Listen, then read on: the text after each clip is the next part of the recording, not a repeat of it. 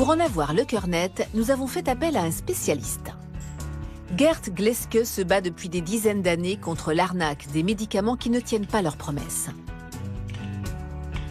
Pour lui, un apport supplémentaire en vitamine C est parfaitement inutile. Prendre de la vitamine C n'a aucun intérêt.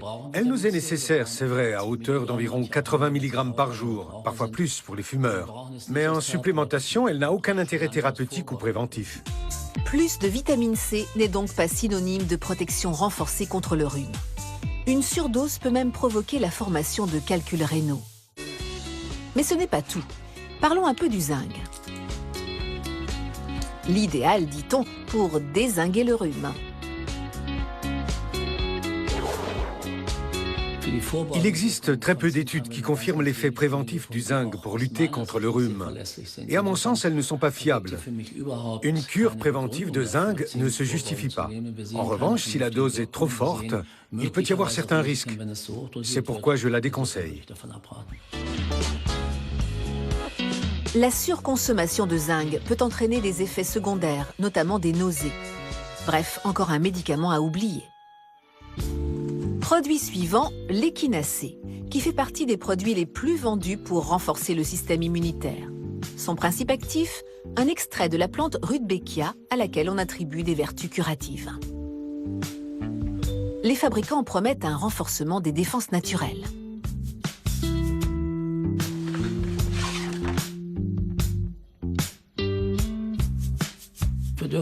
Il ne faut pas oublier qu'il s'agit d'une astéracée.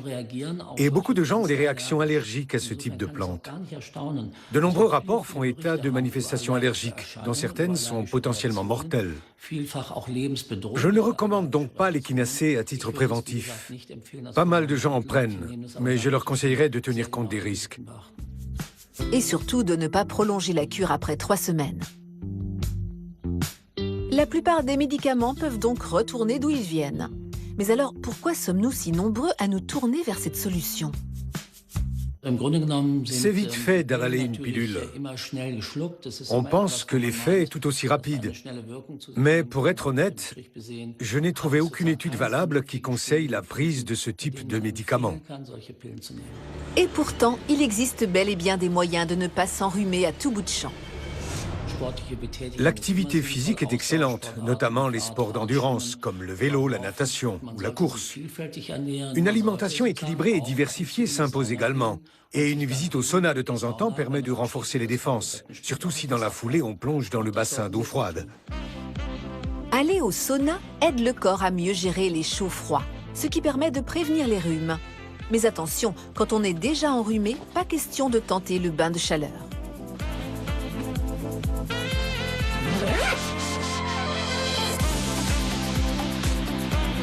Autre moyen de rester en bonne santé, l'exercice au grand air. Des chercheurs de Seattle l'affirment, quand on est en bonne forme physique, les virus du rhume ont plus de mal à nous mettre au tapis. Cela permettrait de diminuer de moitié le risque de tomber malade. Et enfin, notre système immunitaire est très lié au mental. C'est d'ailleurs un sujet d'étude, la psychoneuroimmunologie. Cela veut dire que notre mental peut rendre notre système immunitaire plus fort. Et qu'est-ce qui aide le mieux notre mental? L'amour, bien sûr. Quand on est amoureux, le système immunitaire tourne à plein régime. Il est parfaitement protégé. On a alors toutes les chances d'échapper aux coups de froid. troquer pilules et autres gouttes contre de l'amour? Jamais un médicament n'aura eu aussi bon goût. Vous voyez, c'est facile de se protéger contre le rhume. Il suffit d'être amoureux. C'est vrai, rien de plus simple. Allez, nous on va aller au bar. Pas pour tomber amoureux, mais pour y mener notre petite expérience sous la houlette du Dr Beck de l'hôpital de la Charité. Je crois d'ailleurs qu'elle nous attend déjà à l'intérieur.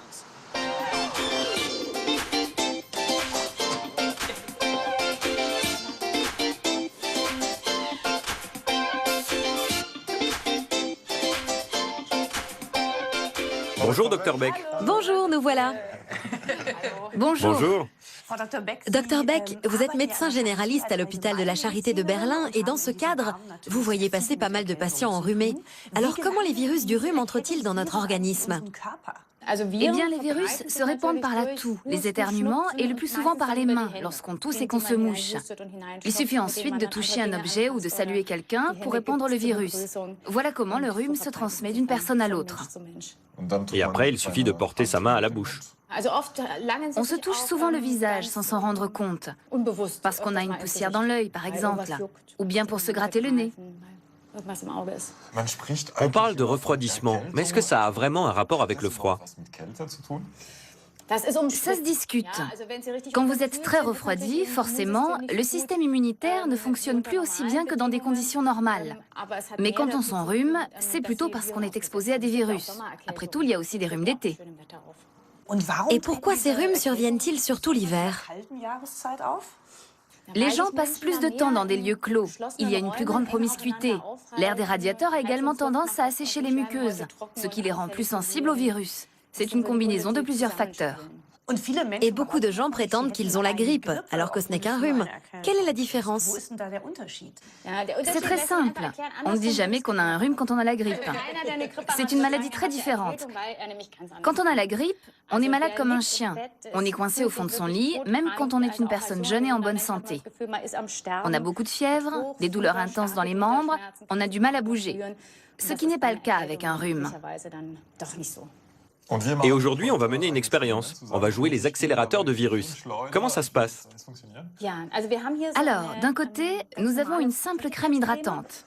Et de l'autre, un liquide fluorescent. Là, on ne le voit pas, mais quand on le regarde sous la lumière noire, il brille. En mélangeant les deux, on va obtenir une sorte de faux mucus que vous pourrez vous étaler sous le nez. Oui. Et ensuite, on verra comment il se répand.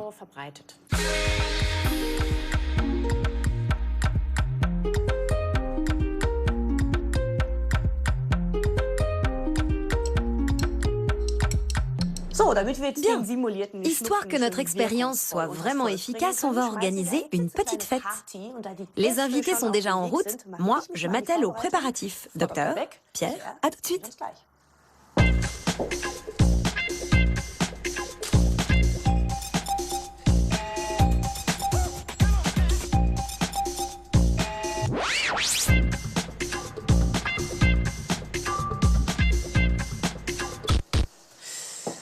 Et voilà, préparatifs terminés. Ah non, il manque encore un détail. Il faut Ah oui, que je m'enrhume pour de faux. Trop glamour. t'as une sacrée crève, dis donc. Hein.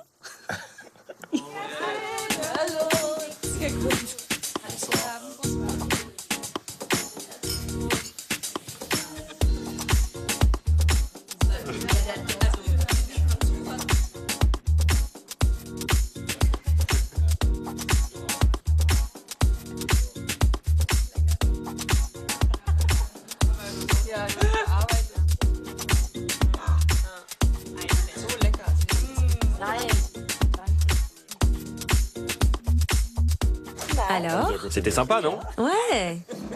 Je suis contente que quelques-uns aient pu venir, même si beaucoup ont annulé. Oui, hélas. Sûrement à cause d'un rhume, non? Saleté de rhume. Et toi, ça va? En pleine forme, du moins pour l'instant. Et oui, le rhume débarque toujours au plus mauvais moment. Quel rabat-joie.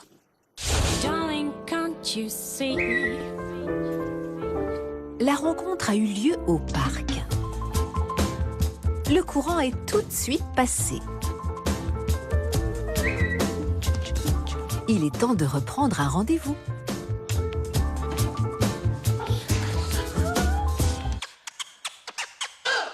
Si seulement elle l'avait rencontré plus tôt. Qui sait, les virus l'auraient peut-être épargné.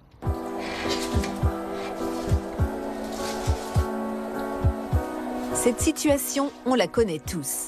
La tête qui bourdonne, le nez qui coule, la gorge qui gratte. On se sent mal et ça se voit. Peut-être vaudrait-il mieux tout simplement annuler le rendez-vous. Mais il risquerait de prendre ça pour une fausse excuse. Alors comment faire pour soigner rapidement un rhume? Pour que le rendez-vous du lendemain puisse avoir lieu, il faudrait un miracle. Le meilleur moyen de faire disparaître dardard, maux de gorge et nez qui coule, c'est peut-être les antibiotiques? Ça tombe bien. Certains médecins en prescrivent sans se faire prier. Ça me surprend toujours. On sait que les rhumes sont des maladies typiquement virales. Et contre les maladies virales, les antibiotiques ne servent à rien. Au contraire, ils sont même contre-indiqués. D'un point de vue thérapeutique, ils n'apportent rien. Les antibiotiques agissent exclusivement contre les bactéries. Ils ne sont donc d'aucune utilité face au virus du rhume. En outre, lorsqu'on prend trop d'antibiotiques, ils finissent par ne plus faire effet, ce qui peut à terme avoir des conséquences fatales. Alors, bas les pattes. Vous vous sentez de plus en plus mal et le rendez-vous approche. Il y a de fortes chances que vous vous laissiez tenter par une préparation composée censée vous soigner en 24 heures.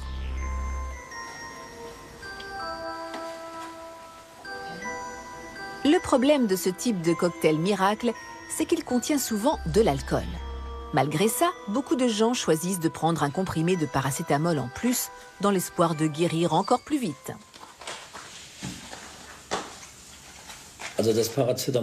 On trouve déjà du paracétamol dans cette préparation composée. Si on prend en plus un autre antidouleur, on dépasse le dosage quotidien préconisé. C'est à éviter car cela risque d'affecter le foie. On recommande également de ne jamais mélanger ces médicaments à l'alcool. Et là-dedans, il y en a. C'est un cocktail vraiment hasardeux. C'est pourquoi je déconseille d'avoir recours à ces préparations composées. Le rendez-vous semble décidément condamné. Mais pourquoi ne pas laisser tomber les produits chimiques au profit de solutions naturelles? Le réfort et la capucine, par exemple, jouissent d'une excellente réputation. Pas la peine de grignoter une racine entière de réfort. Le principe actif existe aussi sous forme de pilule. Pour commencer, c'est un produit intéressant parce qu'il reprend des connaissances issues de la médecine populaire. Dans ce comprimé, on trouve de l'extrait de réfort. Et on sait que l'extrait de réfort contient des huiles de moutarde. Les huiles de moutarde ont toujours intéressé la recherche. D'ailleurs, il existe toute une série d'études qui montrent que ces huiles peuvent être efficaces. Elles combattent en effet virus et bactéries, du moins en laboratoire. De là à aider les patients, les chercheurs ont du mal à se mettre d'accord sur ce point. Le problème, c'est que les études concrètes donnent des résultats très divergents. Pour l'angosine, dont on vend près d'1 million de boîtes par an, il y a encore beaucoup de chemin à faire pour avoir la certitude que ça marche. En consommant du réfort en salade, il est fort possible que vous obteniez un résultat similaire à celui de ces comprimés. Autant manger la racine, en somme. Mais alors, comment sauver ce rendez-vous? Peut-être convient-il de se tourner vers une solution plus exotique? L'umkaloabo. Non, ce n'est pas une formule magique. En réalité, ce mot étrange signifie « tout sévère » en dialecte zoulou. Ce n'est bien sûr pas un produit miracle, mais on peut l'utiliser contre les quintes de toux. Il a été étudié longuement et on a découvert qu'il permettait de soulager certains symptômes. Donc sur le principe, c'est un produit intéressant, bien que son efficacité n'ait pas encore été confirmée. On en revient toujours au dicton qui dit qu'un rhume dure 7 jours avec traitement et 1 semaine sans traitement. Bref, en cas de rhume carabiné, il n'y a pas grand-chose à faire, à part soulager les symptômes, par exemple avec des boissons chaudes.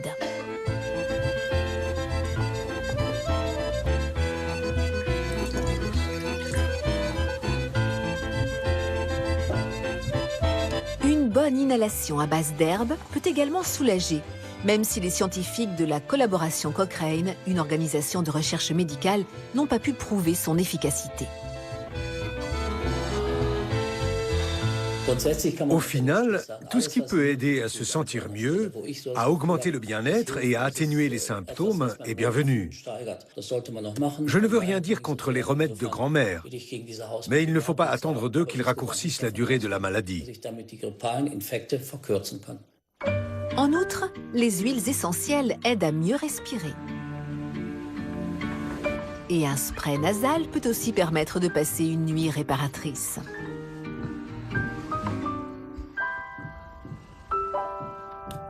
Mais parfois, il suffit tout simplement d'une bonne nuit de sommeil et de quelques papillons dans le ventre pour voir s'envoler tous les désagréments du rhume, comme par magie.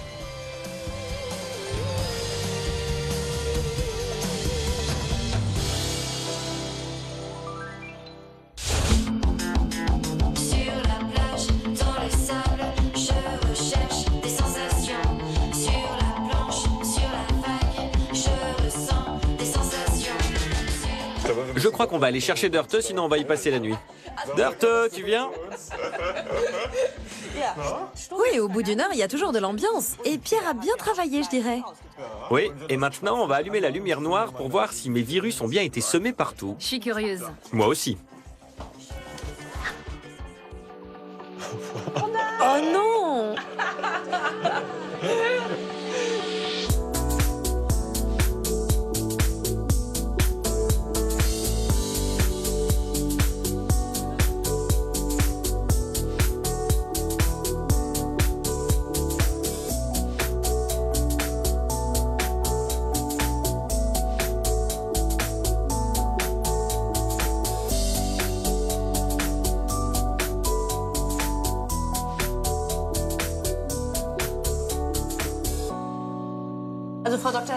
Docteur, pour certaines traces, on devine tout de suite comment elles sont arrivées là. Mais d'autres sont un peu plus mystérieuses, comme celles qu'on a sur le nez ou sur le front. La plupart du temps, on ne s'en rend pas compte. Mais toutes les 4 minutes environ, on se touche le visage. Surtout la bouche, les yeux, les muqueuses. Autant d'endroits par lesquels les virus peuvent s'infiltrer dans le corps. Donc ça veut dire que si j'avais réellement eu un rhume, tous nos invités auraient été contaminés. Ça dépend un peu des gens. Un virus ne rend pas forcément tout de suite malade. Certaines personnes ont développé des anticorps parce qu'elles ont déjà eu un rhume un peu plus tôt dans la saison. D'autres bénéficient d'un excellent système immunitaire. Sinon, ce qui aide, bien sûr, c'est de se laver les mains un peu plus régulièrement l'hiver. Ça permet d'empêcher la transmission. Et une fois qu'on est enrhumé, qu'est-ce qu'il faut faire? Dans l'intérêt des autres, il vaut mieux ne pas organiser de fête. À part ça, il n'y a pas grand-chose à faire, si ce n'est d'attendre que ça passe. Merci, docteur. Merci beaucoup. On ne peut donc rien faire une fois que le rhume est installé. Du coup, on souhaiterait presque qu'il existe un vaccin. Oui, on se demande pourquoi ça n'existe pas déjà. L'homme a conquis l'espace. Il est capable de transplanter un cœur. Et même le vaccin anti-sida semble se profiler. Et pourtant, nous sommes incapables de guérir un simple rhume. Et oui, à ce jour, ni les chercheurs ni les mouchoirs ne peuvent venir à bout de la classique rhinopharyngite. Le coupable, c'est lui, le rhinovirus. Il s'accompagne d'une cohorte de cousins tout aussi peu recommandables, car les virologues ont identifié plus de 100 types de virus différents. Ces agents pathogènes du rhume infectent des millions de personnes. Mais comment se fait-il qu'il n'existe aucun médicament efficace pour lutter contre, et encore moins de vaccin? C'est ici que s'organise la résistance, à Vienne, en Autriche. Et plus exactement dans ce laboratoire. Le professeur Rudolf Valenta représente l'espoir de millions de nez qui coulent. Il veut développer un vaccin contre cette maladie, certes bénigne, mais tout de même bien embêtante. À terme, l'absence d'effets secondaires est bien entendu souhaitée. Mais chaque chose en son temps. En premier lieu, nous voulons savoir ce qui rend si compliquée la mise au point de ce vaccin. Les souches virales sont toutes un peu différentes. C'est un défi technique qui n'a pas encore pu être relevé. En effet, beaucoup de gens estiment que ce problème est trop complexe et trop difficile à résoudre. Car non seulement il y a une centaine de souches virales différentes, mais en plus, celles-ci évoluent en permanence. Voilà qui complique encore la conception d'un vaccin. Mais le professeur tient peut-être la solution.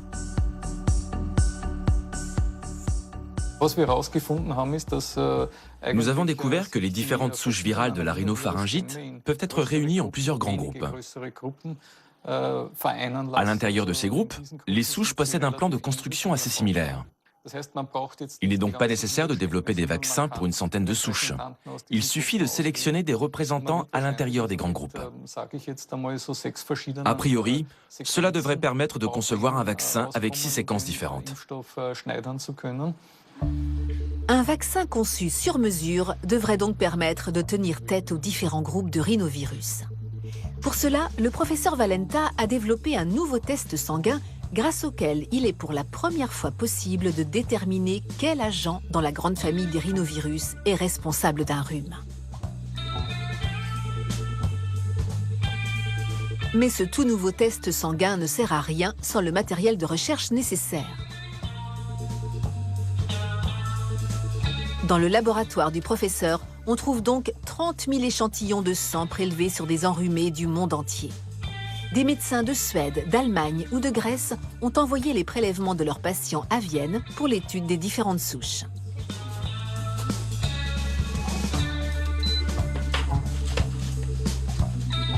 Bien des efforts pour un vaccin contre le nez qui coule. Cette maladie serait-elle plus handicapante qu'il n'y paraît ? Ce que beaucoup de gens ignorent, c'est que les rhinovirus ne déclenchent pas seulement des rhumes. Chez les patients qui souffrent de maladies des poumons, par exemple d'asthme et de certaines maladies chroniques comme la BPCO, cela peut provoquer de très graves crises d'asthme. Le premier objectif de ce vaccin est d'aider ces personnes. Les rhinovirus ne sont donc pas inoffensifs pour tout le monde.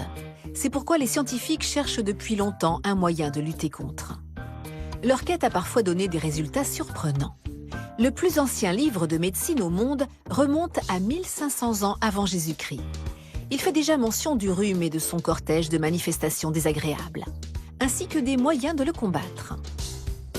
Durant l'Antiquité, Pline l'Ancien ne jurait que par l'urine de jaguar et le fumier de lapin pour guérir la toux. Il était considéré comme l'un des plus grands naturalistes de son temps. Encore plus farfelu, son neveu, Pline le Jeune, recommandait d'embrasser le museau d'une souris à poils longs. Et ce n'est pas tout. Au XVIIIe siècle, on prétendait qu'une femme enrhumée devait respirer les chaussures de son mari.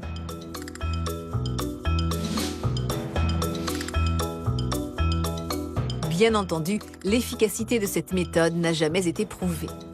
Les recherches du professeur Valenta ont plus de chances d'aboutir. Alors, pourrons-nous bientôt être vaccinés contre le rhume ?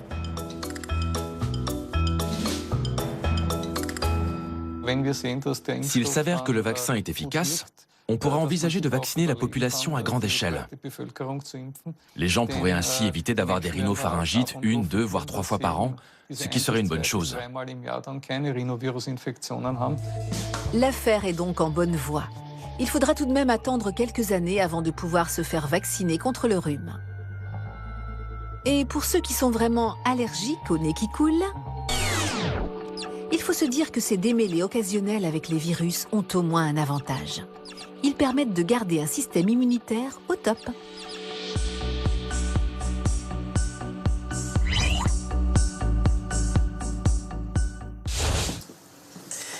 Dis donc, tu aurais fait de sacrés dégâts si tu avais été malade pour de vrai.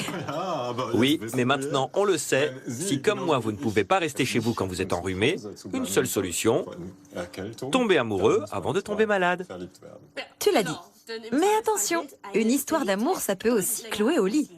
C'est clair. Allez, portez-vous bien, à la prochaine. C'est curieux aussi. Au revoir.